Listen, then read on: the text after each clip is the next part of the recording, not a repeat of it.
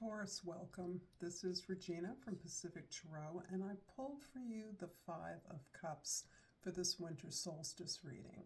The winter solstice represents the darkest or the longest night of the year, and hence the real route that we are working through in order to set clear intentions and focus for the culmination of the summer solstice, the longest day of the world, or our place of belonging in the world. The Five of Cups is describing the way that we have allowed ourselves to grieve the things that have hurt us, our failures, our disappointments, ways we've learned to take responsibility for those as choices we made, options we exercised that did not turn out the way that we had hoped. But because you have focused on learning the lessons of those rejections, those betrayals, and you've allowed yourself to surrender to the sense of heartbreak and sorrow that you've experienced, you've actually gained a clear sense of who you are and what your talents, skills, and desires actually are. And this becomes the place from which you build a clearer, deeper connection to your potential and to your dreams moving forward in the future. This is a general reading, Taurus, and if you're interested in a personal reading, information about that is in the description box below, where I'm featuring a half-off sale through the end of the year. Thanks to all of you who have supported me through that offer and all the other ways that you support me. So, in your present, you have the Sun card. This is beautiful. You're sharing this experience with the Leo. The sign of Leo has a common thread here, and you are really focusing on where your gifts and talents are leading you in terms of where you belong in your world. You may be recapturing a dream or reinvesting in a talent that you have that once where you once imagined yourself to be in a different set of circumstances as a result of this talent. But you're now recognizing that you have a way to exercise your creative gifts and make a contribution in a different way that still allows you to be authentic to your passion. And this passion you have brings so much light, so much clarity and illumination to the community that you're offering it to in the field of activity that this is relevant to. You bring so much inspiration, so much joy and pleasure in the beauty that you experience in the expression of that, and the ways in which you engage your powers actually to be generous with others, to share with others. So this is a focus on being who you are in your current environment and expressing that through a generosity of spirit, a desire to give back, to share with others this vision of beauty you have. In the past, the Hanged One is describing a way in which you have really held yourself back in order to process all the things that you're learning. I do believe that you are surveying your former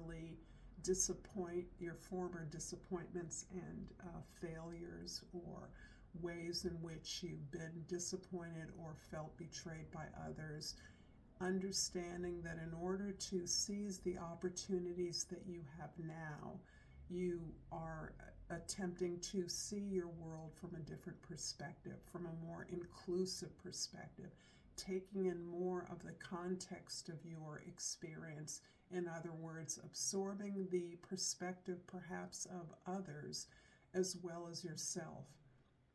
And that prompts you to learn more, to be open to new ideas, to find out more information as a way of processing uh, where your opportunities actually lie, in order to appreciate the opportunities you have in the present.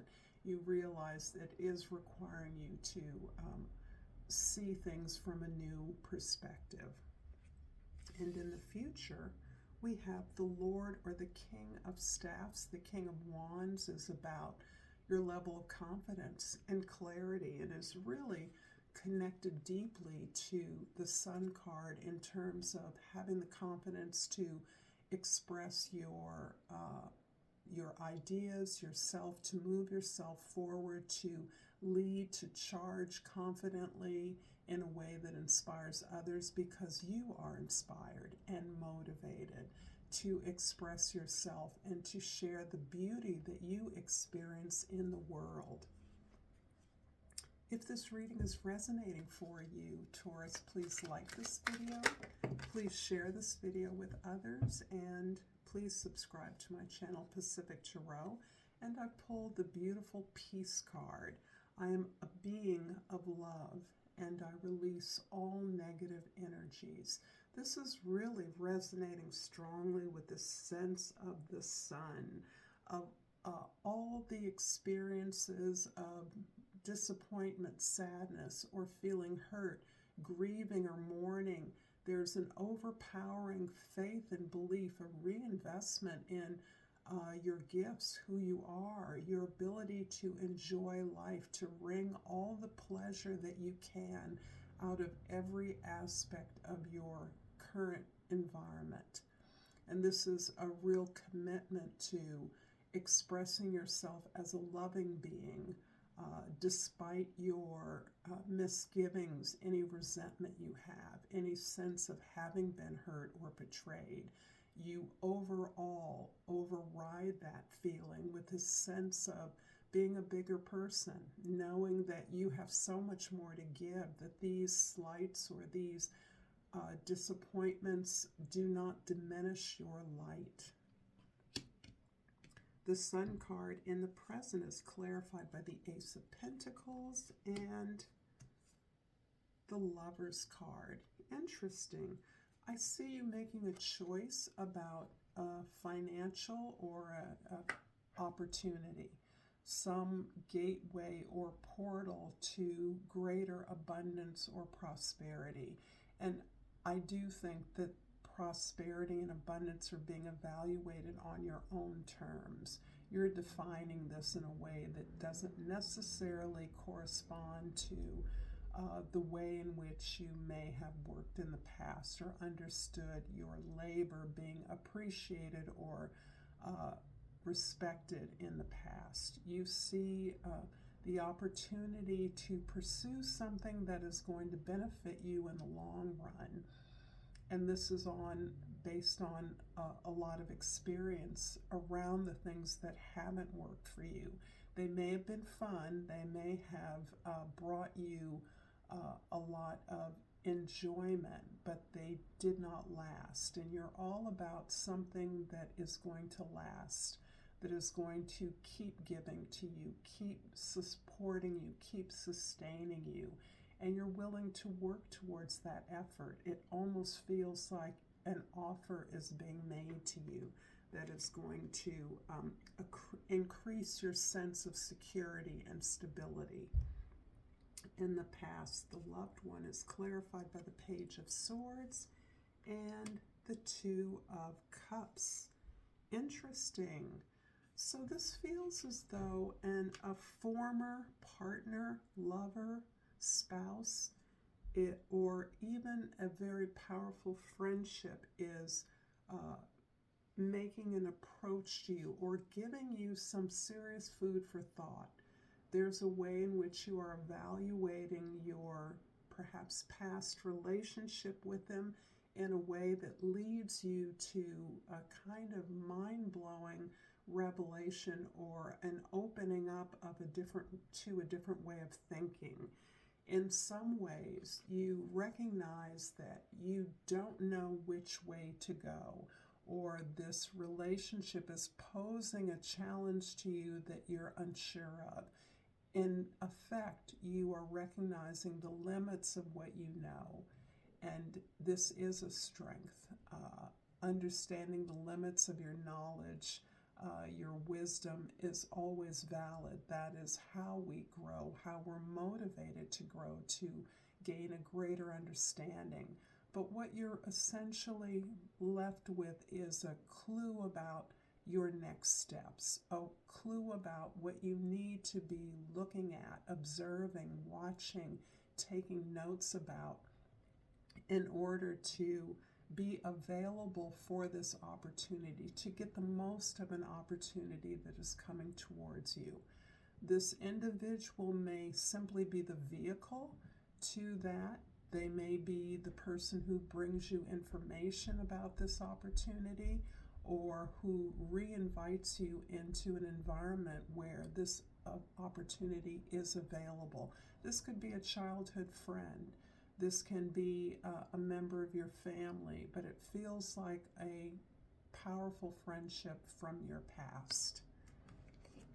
In the future, the King of Wands, Lord of Staffs in this deck is clarified by the Six of Pentacles and the Sun card repeated again. Wow. For many of you Taurians, I actually see a rejuvenation of a relationship. This is a relationship with someone significant. This can be a lover, this can be a spouse or a partner, this can be a friendship or even a child, a parent. This is your realization that you are generous and loving enough, that you are capable enough of clarifying and negotiating a relationship in a way that is more explicit, that is less assumed. It feels as though there are relationships in your life that have proceeded along the path of assumptions. In other words, if you're my partner, then we should operate like this. You should know these things about me, and I should know these things about you. This is simply an example. This can relate to anything. And as a result of this growth, this confidence that you're experiencing about what you've learned from those relationships or experiences that didn't work, is that you can negotiate the terms of your agreement. Any relationship, particularly a significant relationship, is a contract that includes with children, parents, partners, friendships even, and that the terms of those contracts is simply a negotiation. It's simply about making clear what you want and allowing the other person that same grace so that you can be explicit about what you're giving and what you're receiving. This may seem cold and calculating to some, but it actually is the underpinning of any successful relationship. If there isn't a clear agreement about what you do together as a couple, how you work together, it is likely that your relationships are contentious, are fraught with uncertainty, resentment, a lack of feeling seen or respected in your relationships. And this is you saying, taking the reins in your hands and saying, I, thus we, are capable of clarity.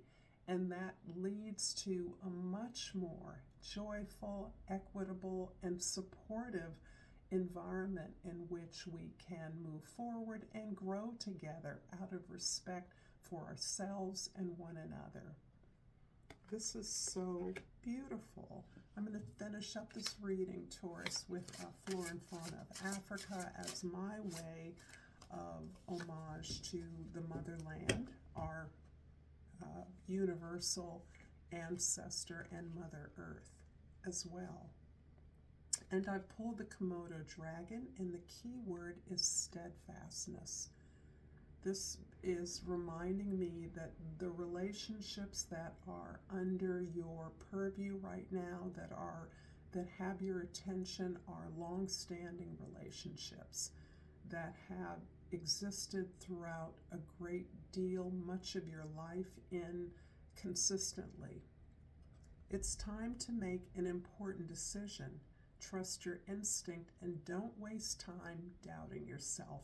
Opportunity awaits. Thank you so much, Taurus. Until next time, namaste.